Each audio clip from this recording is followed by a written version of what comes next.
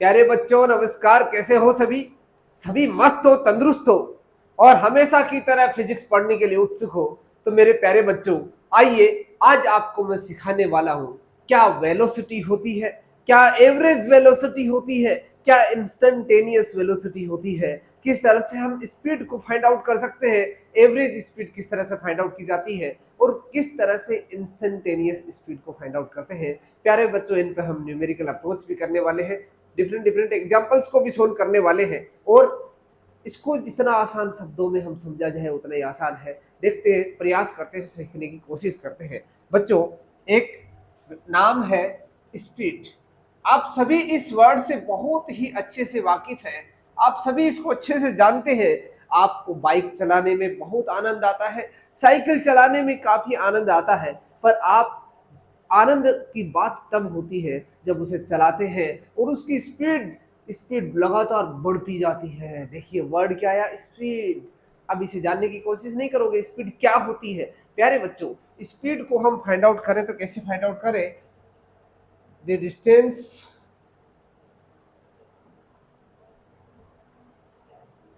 Travelled by an object in an in a given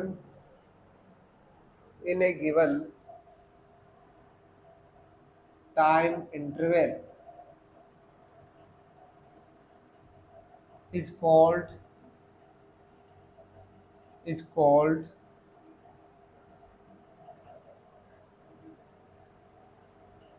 speed. प्यारे बच्चों, ये एक स्केलर क्वांटिटी होती है। It is a scalar quantity means इसको डायरेक्शन की जरूरत नहीं होती है, बिना डायरेक्शन के भी इसको रिप्रेजेंट किया जा सकता है। इसलिए तो आप समझते हो कि आप अपनी बाइक को जब चलाते हो तो उसके अंदर एक स्पीडोमीटर होता है, वो आपको स्पीड बताता है। वो ये नहीं बताता कि आप नॉर्थ डायरेक्शन में जा रहे हो, साउथ में जा रहे हो, ईस्ट में जा रहे हो, वेस्ट में जा रहे हो, आप जा रहे हो, इसके बारे में आपको इंफॉर्मेशन देता है। तो इसलिए प्यारे बच्चों, हम वहां क्या फाइंड आउट करते हैं? स्पीड। स्पीड एक स्केलर क्वांटिटी है। इसका जो यूनिट होता है उसका यूनिट क्या होगा? यूनिट से पहले आप इसका फॉर्मूला देखिएगा। इसको v से रिप्रेजेंट करते हैं, इसके ऊपर कोई वेक्टर नहीं आता, एक मैग्नीट्यूड है। इसको v से रिप्रेजेंट करते हैं। सपोज मैं इस ओरिजिन से x डायरेक्शन में चल रहा हूं, t1 टाइम पर मेरी जो पोजीशन है वो x1 है, t2 टाइम पर मेरी पोजीशन जो है वो x2 है। तो मैंने कितनी डिस्टेंस ट्रेवल की मेरे प्यारे बच्चों? ये होगी डिस्टेंस, टोटल डिस्टेंस, और इतना टाइम इंटरवल हो जाएगा t2 माइनस t1। तो total distance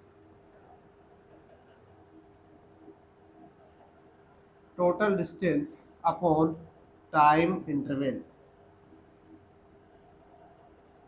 total distance upon time interval.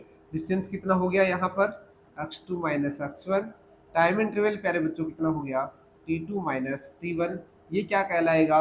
Speed. इसको आप एवरेज स्पीड भी बोल सकते हो, क्योंकि ये अपने आप में क्या है?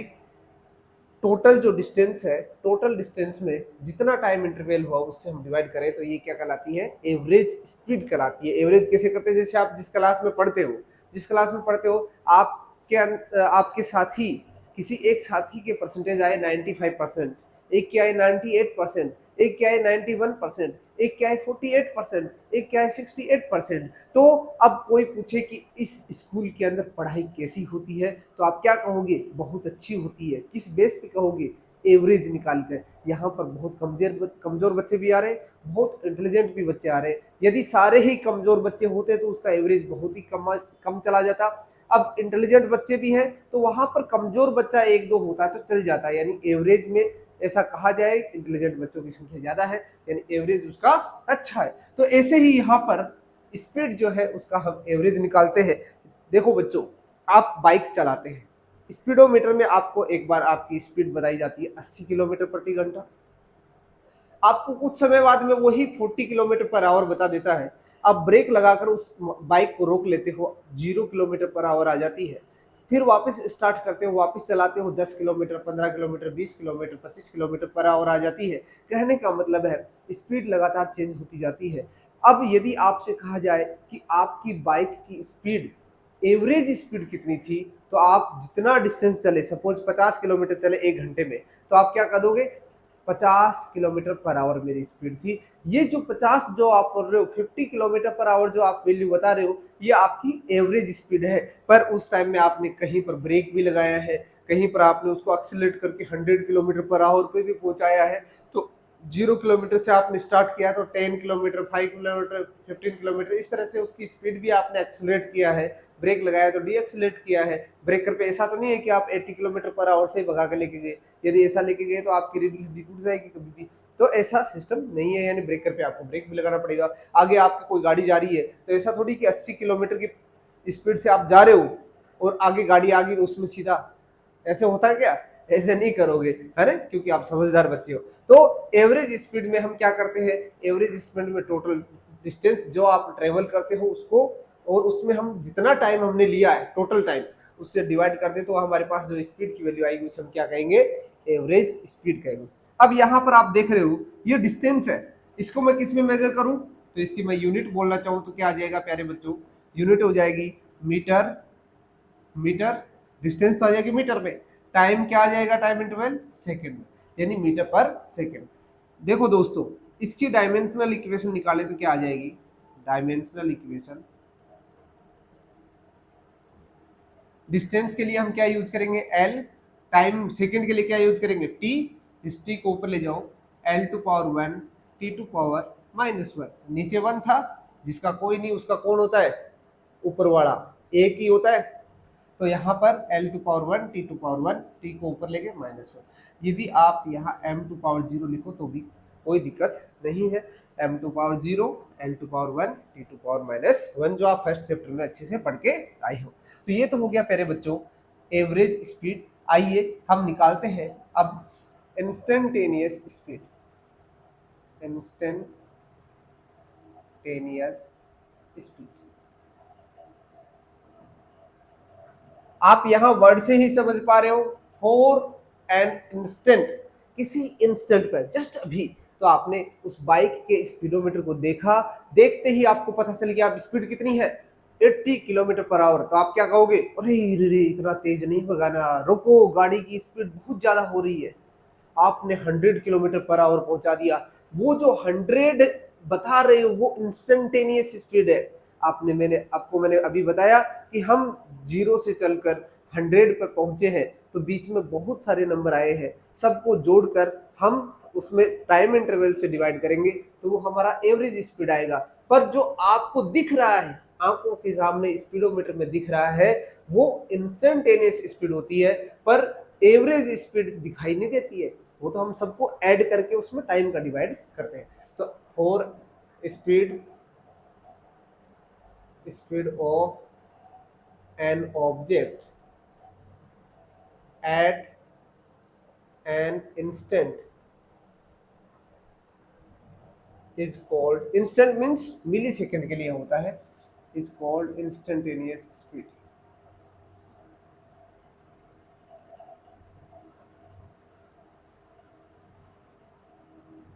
अब प्यारे बच्चों, आपको मैंने बताया था कि यहाँ पर 3 सिंबल होते हैं, 4 सिंबल सॉरी,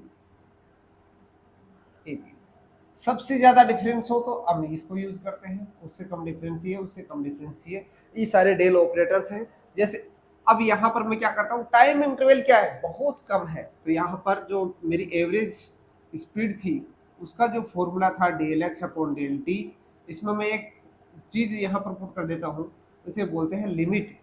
और लिमिट क्या पुट कर दिया मैंने, टाइम इंटरवल बहुत कम है, मिली सेकेंड में है, 0 के आसपास है, माइक्रो सेकेंड में है। उस टाइम पर इस ऑब्जेक्ट की, इस गाड़ी की, इस मोटरसाइकिल की, साइकिल की जो स्पीड है उसके लिए मैं क्या फॉर्मूला यूज करूंगा, जब टाइम इंटरवल बहुत कम है तो देखो डेल से छोटा क्या हो जाएगा, डी, तो इसको मैं क्या लिख दूं, dx/dt। तो इस तरह से प्यारे बच्चों हम इंस्टेंटेनियस जो स्पीड है इसका फॉर्मूला पुट कर सकते हैं। ये हमारे सामने रहा इंस्टेंटेनियस स्पीड। अब देखो बच्चों, इसको हम एक ग्राफ से लिखना चाहिए तो किस प्रकार लिखेंगे? यदि इधर ले लो आप डिस्टेंस, इधर ले लो टाइम सेकेंड में, ये मीटर में, और डिस्टेंस टाइम के अकॉर्डिंग धीरे धीरे धीरे धीरे धीरे धीरे क्या होती जा रही है? बढ़ती जा रही है।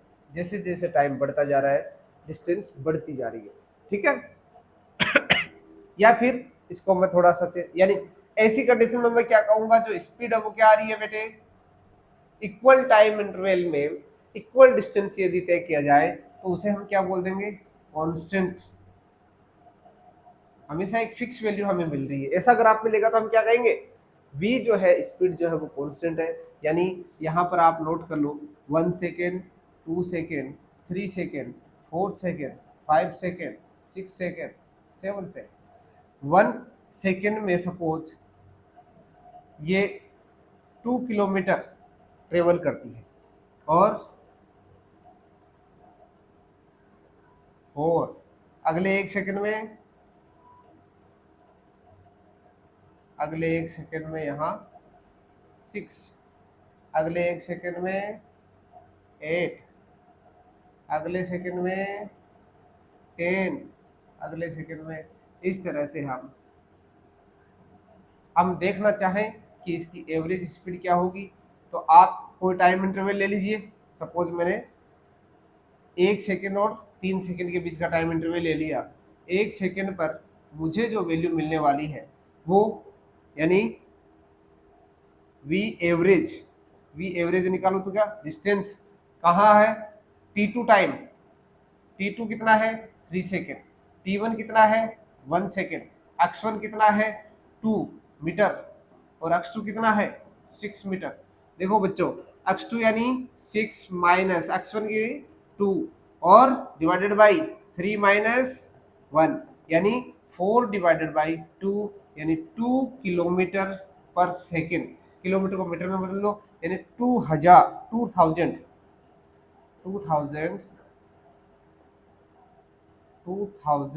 मीटर पर सेकेंड। इसकी क्या हो जाएगी? स्पीड हो जाएगी बच्चों। इस तरह से हम इसको फाइंड आउट कर सकते हैं। अब हम बात करें, यदि इंस्टेंटेनियस स्पीड की बात करें, सपोज मेरे पास एक ग्राफ है, वो ग्राफ इस तरह से हो रहा है, यानी इधर डिस्टेंस है मीटर में, इधर टाइम है सेकंड में, और इस पॉइंट पर यानी इस टाइम पर मुझे स्पीड पता करना है। अचानक मेरा मन किया मेरे को स्पीड देखनी है, तो बच्चे उस टाइम पर जो स्पीड देखनी है उसके लिए मुझे क्या करना पड़ेगा? यहाँ पर एक टेंजेंट ड्रॉ करना पड़ेगा। यहाँ पर हम एक टेंजेंट ड्रॉ कर लेंगे, तो उससे मुझे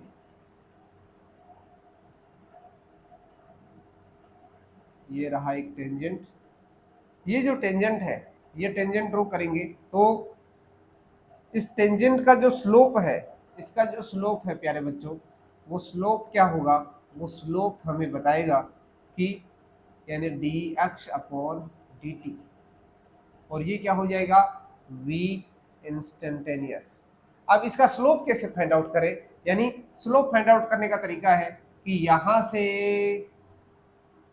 इसको आगे बढ़ाना चाहो तो आगे बढ़ा दो। ये मेरे पास क्या आ गया? एक इसका बेस आ गया, ये 90 डिग्री, ये परपेंडिकुलर, ये बेस, ये एंगल मुझे मालूम है, तो ये परपेंडिकुलर अपॉन बेस करके मैं क्या फाइंड आउट कर सकता हूँ? परपेंडिकुलर अपॉन बेस क्या होता है? स्लोप होता है। टेन थीटा होता है, ये एंगल थीटा है, तो क्या हो जाएगा? Tan theta. इसको आप ऐसे भी लिख दो, tan theta. Tan theta means perpendicular upon base. तो ये वाला जो डिस्टेंस है वो हम ऐसे फाइंड आउट कर लेंगे यहाँ से, और ये वाला जो डिस्टेंस है वो हम यहाँ से ऐसे फाइंड आउट कर लेंगे।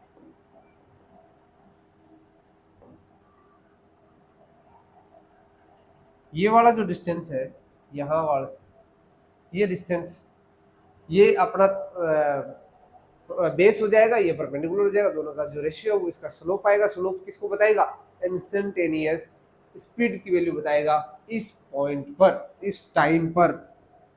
समझ गए बात? क्लियर है? चलो तो बच्चों, अब हम नेक्स्ट जानने की कोशिश करते हैं वेलोसिटी। तो सर वेलोसिटी, वेलोसिटी भी लगभग सिमिलर सा ही लगता है हमें। बेटा सिमिलर नहीं है, इसमें बहुत अंतर है, बहुत बहुत अंतर है। देखिए दी डिस्प्लेसमेंट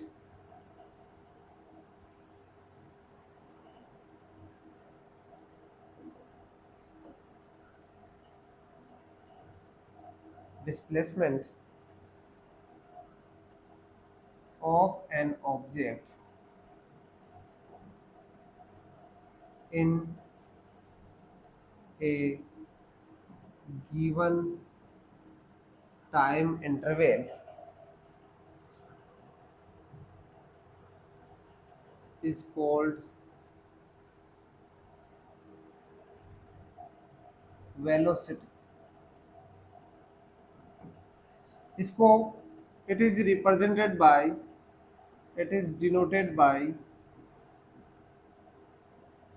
v वेक्टर। ध्यान रखिएगा यहाँ वेक्टर लिखा जाएगा, और it is an scalar quantity, it is a scalar quantity.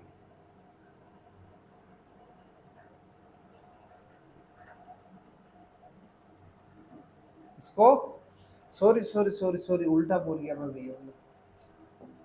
It is a vector quantity, speed था स्केलर, ये वेक्टर क्वांटिटी है, तभी इसके अंदर क्या आया, वेक्टर आया। मीन्स इसको डायरेक्शन की भी जरूरत है, डिस्प्लेसमेंट की बात करें तो वन डायमेंशनल हम मोशन की बात कर रहे हैं। इसमें ये ओरिजिन है, ये आई कैप है यानी अक्ष एक्सिस है, और इसमें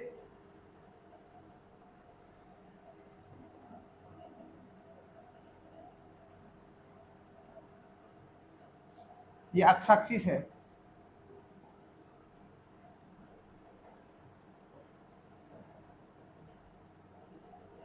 अब एक ऑब्जेक्ट है यहाँ पर x1 पर एट टाइम t1, x2 पर एट टाइम t2। तो मैं इसको कैसे लिखूंगा, v average is equal to x2 vector minus x1 vector. इस वेक्टर के अंदर ये डायरेक्शन भी है, ध्यान रखिएगा, t2 माइनस t1। तो इसको मैं कैसे लिखूंगा, del x vector upon del t। यदि इस वेक्टर को मैं एक मैग्नीट्यूड की फॉर्म में लिखूंगा तो यहाँ पर मुझे क्या लिखना पड़ेगा, आई कैप, जे कैप, के कैप, जिस भी डायरेक्शन में आप डिस्प्लेसमेंट की बात करते हो बच्चों, उसको हमें यहाँ नोट करना होगा। यदि इंस्टेंटेनियस इंस्टेंटेनियस वेलोसिटी की बात करो, इंस्टेंटेनियस वेलोसिटी, तो बस ज़्यादा चेंज नहीं है, at an instant, at an instant the velocity of an object is called instantaneous velocity। ये क्या है, एक वेक्टर क्वांटिटी है, मीटर पर सेकंड इसका भी यूनिट होती है। तो यदि मैं इसे इंस्टेंटेनियस को लिखना चाहूँ, ये कैसा लिखा जाएगा, limit del T tends to zero del X vector upon del T. Means इसको मैं ऐसे लिख सकता हूँ, D X upon D T vector is equal to instantaneous velocity. ये रहा प्यारे बच्चों इंस्टेंटेनियस वेलोसिटी का फॉर्मूला, और ये रहा इसका ग्राफ। इधर मैं क्या लिखूंगा, डिस्प्लेसमेंट, और इधर टाइम सेकेंड में, डिस्प्लेसमेंट मीटर में, साथ में इसमें डायरेक्शन भी होगी। तो मैं यदि ऐसे नोट कर रहा हूँ तो ये जो इसका स्लोप है, ये स्लोप क्या कहलाएगा प्यारे बच्चों, v वेक्टर इंस्टेंटेनियस। यानी इस स्लोप में हम परपेंडिकुलर और बेस दोनों को फाइंड आउट करके प्यारे बच्चों इंस्टेंटेनियस वेलोसिटी की वैल्यू हम फाइंड आउट कर सकते हैं। आइए आपको मैं कुछ एग्जांपल्स कराता हूँ, एग्जांपल कराता हूँ, देखिएगा। कह रहा है कि एक ऑब्जेक्ट है, वो डिस्प्लेसमेंट के साथ मैं सीधा ग्राफ बना देता हूँ। इधर है डिस्टेंस इधर है टाइम, ये मीटर में, इसको आप बोल दो 1 2 3 4 5, इसको मैंने बोल दिया 2 4 6 8, ऐसे चलता है, फिर ऐसे चलता है,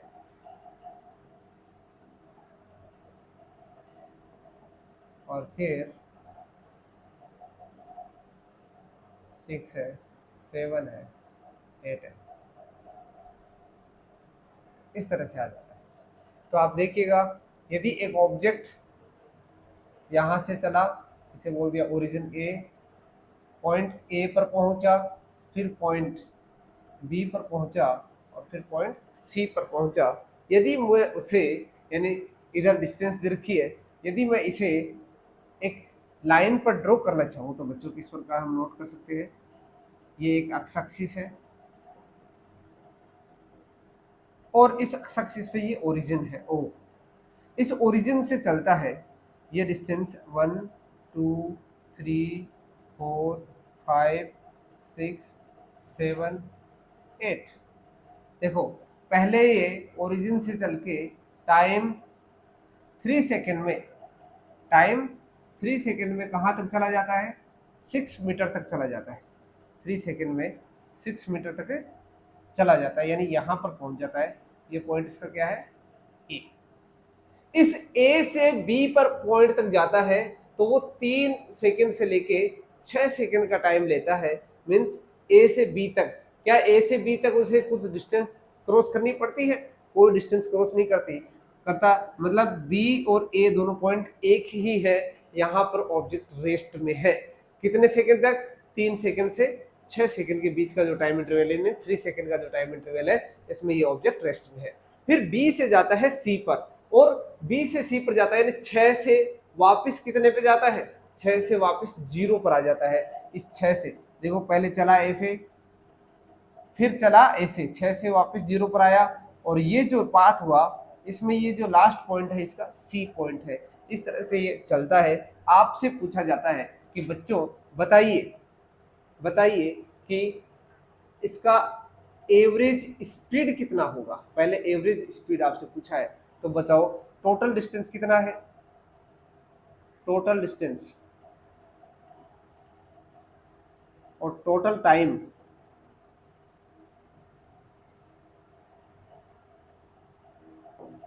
टोटल टाइम बताइए, टोटल डिस्टेंस बताइए।